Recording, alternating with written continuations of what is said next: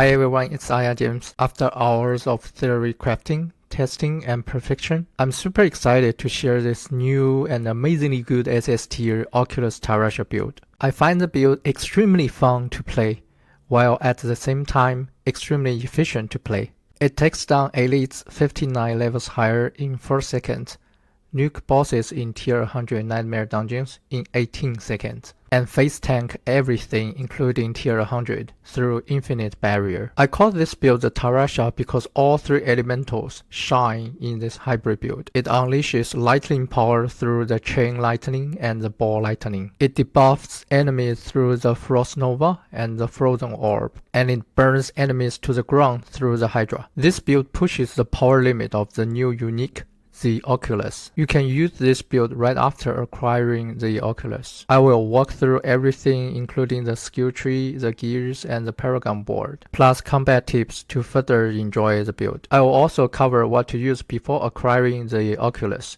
so that you will have a smooth transition. And let's begin. Let's look at the skill tree first. No basic skill is used, so put 2 points in whatever basic skill you like. Then put 1 point to the frozen orb, and choose the vulnerable passive, the greater frozen orb. This is one of the vulnerable sources in the build. We use the frozen orb only in the enchantment slot, as all skills in this build are non-basic skills, that casting any of them will have a 30% chance to launch a frozen orb, triggering large AoE damage and vulnerable state. We then put only 1 point to the chain lightning. With the +4 chain lightning ranks from the gloves, the DPS from the chain lightning is decent. Instead, we will put points into fire and frost to shine all 3 elements in the build. Then use the destructive chain lightning to get infinite mana. I've talked about why choosing the destructive chain lightning over the greater chain lightning in one of my previous videos. Check the pinned comment for the details if you are interested. Next, let's put 1 skill point to the teleport and the shimmering teleport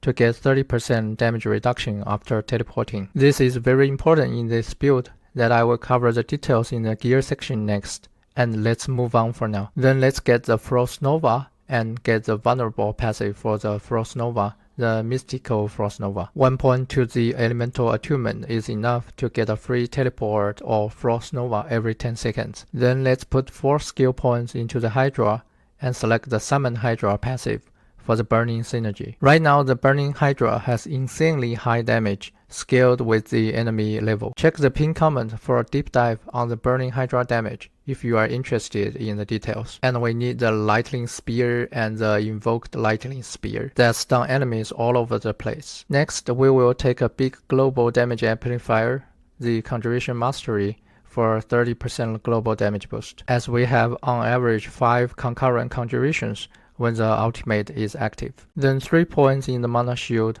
gives us another 21% damage reduction. And next, the backbone skill in the build, the protection. It gives 30% maximum life as barrier for 3 seconds after casting a cooldown skill. And don't forget the random lightning spears casted from the ultimate too. It is the backbone because it synergizes greatly with the Oculus that I will cover the details in a bit. Next, let's put 3 points into the Devouring Blaze, which improves crit damage to burning enemies, as we have the Burning Synergy from the Hydra. Following that, 3 points to the Ball Lightning, as it is the main LE DPS of the build. We also only use it in the enchantment slot, as the build has consistent 80% crit chance. A single teleport can trigger up to 4 static Ball Lightnings on the ground for insane AoE damage. It also generates crackly energies for infinite mana from the passive, the Wizard's Ball Lightning, and only 1 point to the Static Discharge, as we have enough crackling energy from the Destructive Chain Lightning and the Wizard's Ball Lightning, and 3 points to the Invigorating Conduit to enable absorbing each crackling energy to recover 12 mana, which is our main source for infinite mana. One thing is that there is a need to move around to collect them,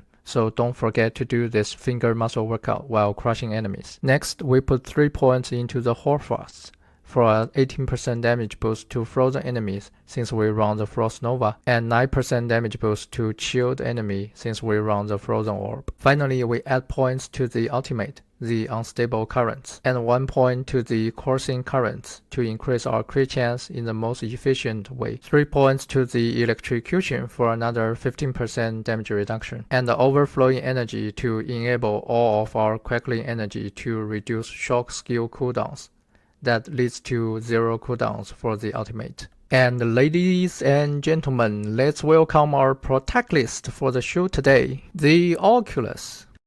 What it does is to update our evade to teleport, but you will be teleporting to a random location. Also with this stat, attacks reduce evade's cooldown. We will have around 1 evade teleport every second. That basically we have infinite evade teleport. And now the show starts. First, as 1 teleport triggers up to 4 static ball lightlings on the ground, infinite teleport means a full screen of static ball lightlings on the ground, unleashing tons of lightning AoE damage. Next, we have the shimmering teleport passive, which gives 30% damage reduction for 3 seconds. So infinite teleport means a permanent 30% damage reduction. And since we have the protection passive from the skill tree, it means infinite 30% maximum life barrier. We will never need the ice armor anymore. Getting excited? There's more. We run the reinforced glyph in this build, which gives another 15% damage reduction when there is an active barrier. So we will have another permanent 15% damage reduction. We run the Tactician glyph in this build, and since the teleport is a defensive skill, we will have a permanent 10% multiplicative damage boost. We run the Conceited aspect in this build, so that's another permanent 25%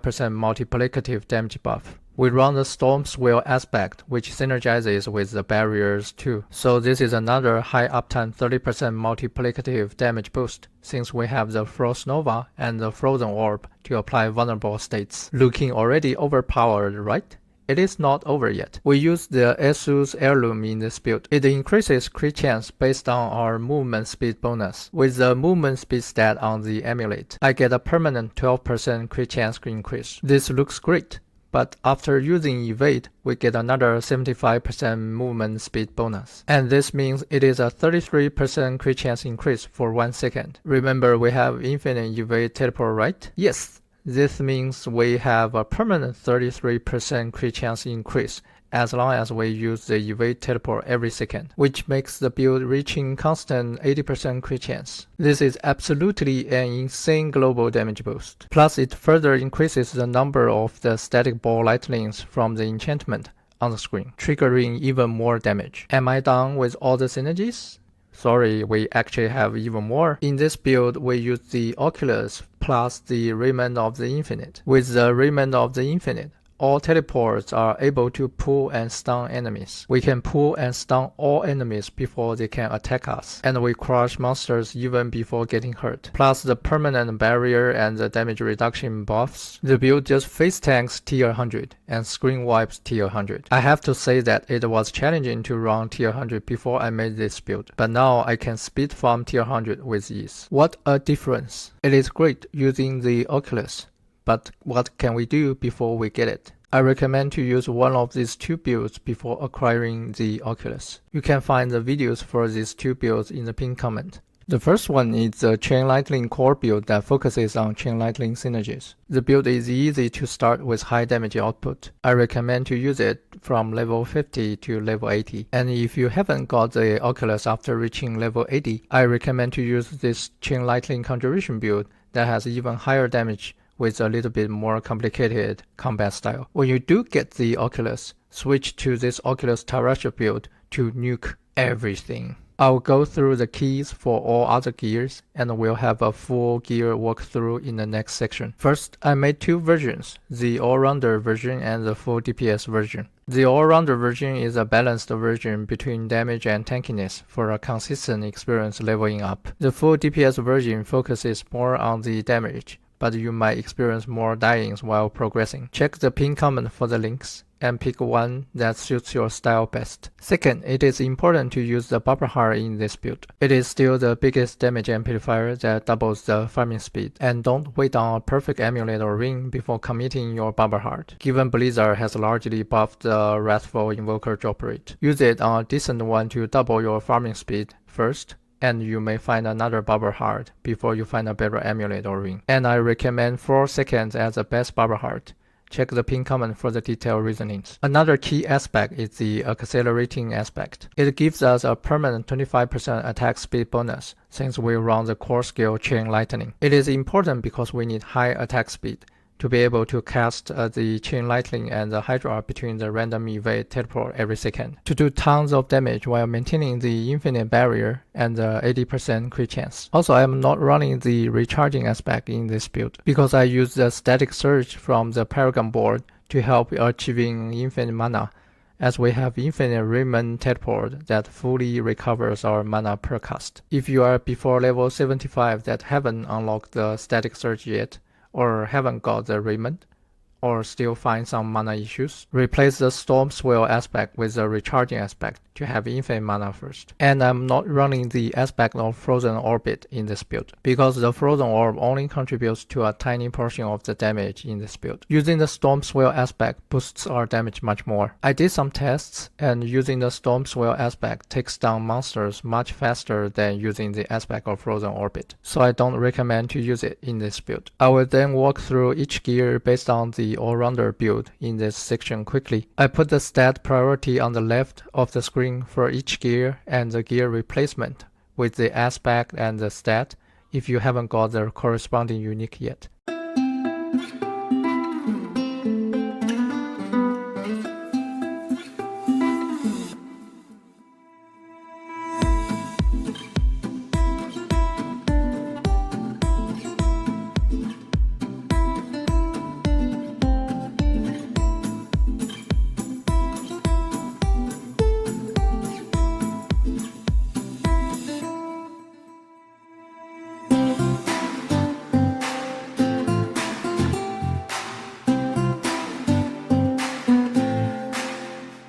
I made 3 optimized Paragon boards, one for level 70, one for level 85, and one for level 100. Refer to one of them according to your levels. If you are coming from the previous builds where I unlocked the Enchantment Master first, I updated the all-rounder board to not take this legendary node to get a few maximum HP nodes to further improve my survivability in tier 100 nightmare dungeons. If you prefer damage, there is no need to respec and update to this new Paragon board layout. In the full DPS board, the Enchantment Master legendary node is still used. Also in the level 70 and the level 85 board, I used the Elementalist glyph for the second board to get a 15% damage boost. It is later replaced by the Reinforced glyph for further tankiness, that there is no need to upgrade the Elementalist glyph. And the full glyph upgrading order is Destruction, Exploit, Control, Tactician,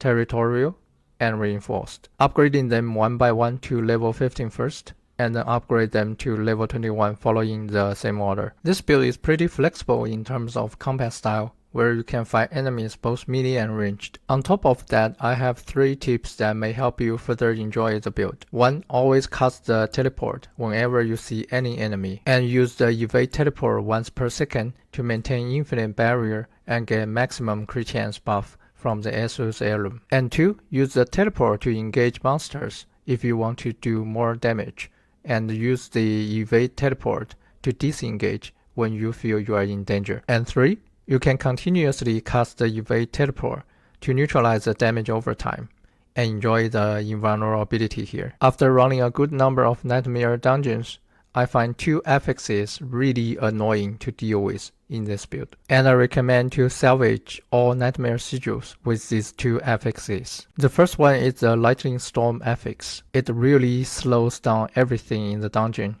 I'm actually not sure why it exists, and I'm forced to stop casting the random evade teleport when the bubble is up, which can get extremely dangerous. And the second one is the Stormbane Wrath affix. I just can't continuously use the random evade teleport, as I may teleport to where the Stormbane pulses and die a lot in the dungeon. This is by far the most fun and efficient combined Sorcerer build I've ever played. It has infinite barrier, infinite crowd control, infinite mana, and insane damage. I hope you get excited in trying it, and I hope you make your own versions out of it too. Leave a comment if you have any questions.